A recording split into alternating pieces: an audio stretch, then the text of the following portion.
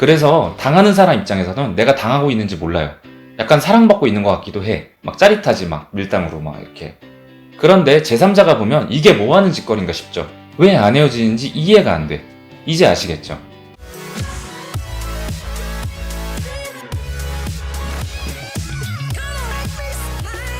안녕하세요. 꿀팁 심리학 박량입니다. 몇 년 전까지만 해도 영화나 드라마 같은 데서 똑똑한 여자가 쥐뿔도 없는 남자한테 막 끌려다니고 매달리고 이런 거 많이 보셨죠. 그런데 이런 일은 영화나 드라마에서 뿐만이 아니라 현실에서도 비일비재하게 일어나죠. 그리고 남자도 나쁜 여자에게 빠지는 경우가 굉장히 많습니다. 생각보다. 도대체 왜 이럴까요?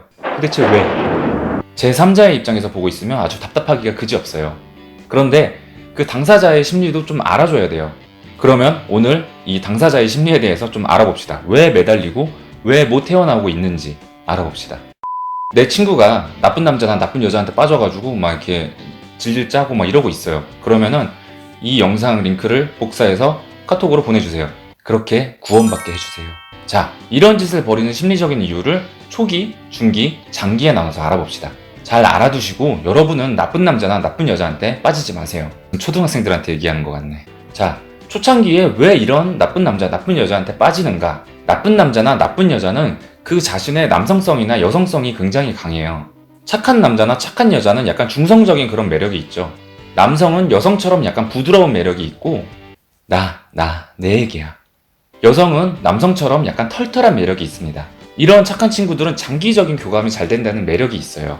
그런데 초창기에는 교감 같은 거 잘 안 보이죠? 뭐 대화를 많이 해봐야지 알죠. 그래서 나한테 얘기할 기회를 안 줘.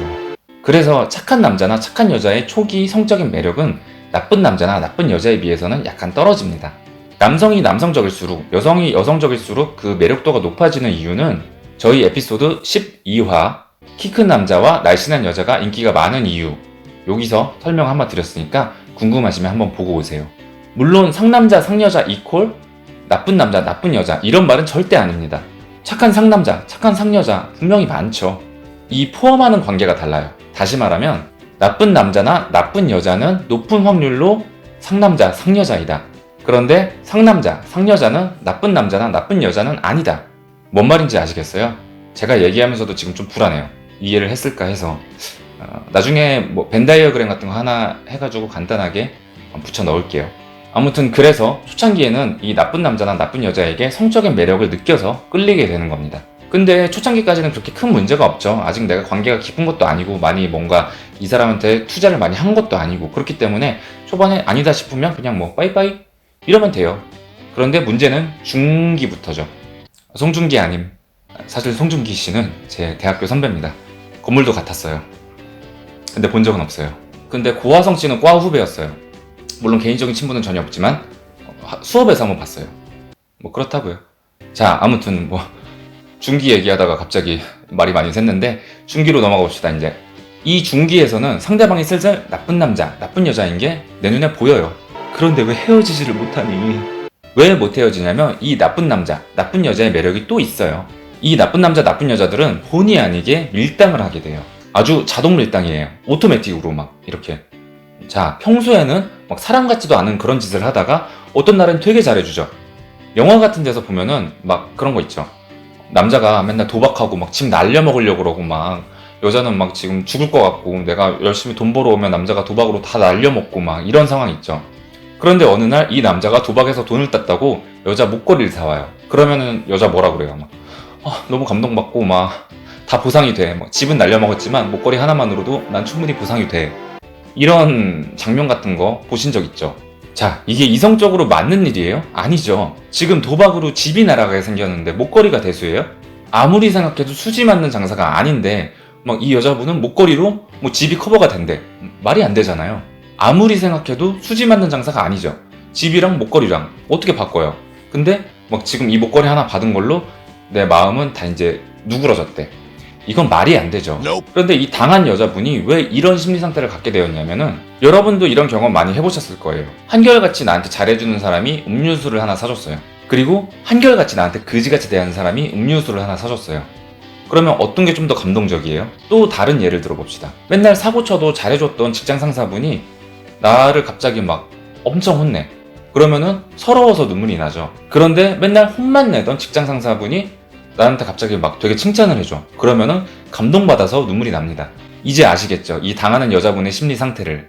그러니까 이 여자분한테 이 나쁜 남자는 맨날 혼만 내는 그런 직장 상사였던 거죠. 사실 이 당하는 나는 아주 그지 같은 대접을 받고 있는데 나도 모르게 상대방이 의도하지 않은 밀당에 당하고 있는 거예요. 그래서 당하는 사람 입장에서는 내가 당하고 있는지 몰라요. 약간 사랑받고 있는 것 같기도 해. 막 짜릿하지, 막 밀당으로 막 이렇게. 그런데 제3자가 보면 이게 뭐 하는 짓거리인가 싶죠. 왜 안 헤어지는지 이해가 안 돼. 이제 아시겠죠? 자, 이제 장기로 넘어갑시다. 장기라고 하니까 막 체스 이런 거 드립 치고 싶은데 안 칠게요. 장기까지 갔는데도 아직까지 헤어지지 못한 이유는 인지부조화와 자유선택권으로 설명이 됩니다. 인지부조화에 대해서는 22화에서 자세하게 다뤘었죠. 쉽게 말하면 내 선택에 대한 자기합리화 그리고 그에 따른 행동을 인지부조화라고 이야기합니다. 내가 심리적으로 이 사람이 나쁜 사람이라는 거는 이미 알고 있어요. 그런데 나는 물리적으로 이 사람한테 너무 많은 것을 투자했죠. 막 시간, 돈 이런 걸 너무 많이 투자한 거예요. 그래서 심리적인 태도는 나는 이 남자가 싫지만 물리적인 태도는 이 남자를 좋아하고 있어요. 그러면 약간 혼란스럽겠죠? 그래서 이 매몰 비용이라는 말 아시죠? 내가 매몰한 비용. 매몰이 이렇게 묻어두는 거잖아요. 그러니까 내가 시간, 돈 뭐 이런 거를 너무 많이 여기다가 투자를 해서 매몰을 시켜버린 거야. 그래서 이게 지금 내가 투자한 게 아까운 거예요. 그래서 내가 투자했던 이런 것들을 헤어지는 것으로 날려버리고 싶지가 않아서 그래서 붙들고 있는 겁니다. 헤어질 용기가 좀 없는 거죠. 그런데 이게 제3자 입장에서는 헤어지라고 말하기 되게 쉬워요. 내 일이 사실 아니니까 뭐 너 이거 붙들고 있지 말고 버려. 이거 이성적으로 생각해도 네가 버리는 게 맞아. 이래도 당사자 입장에서는 이렇게 어려운 거예요. 그게.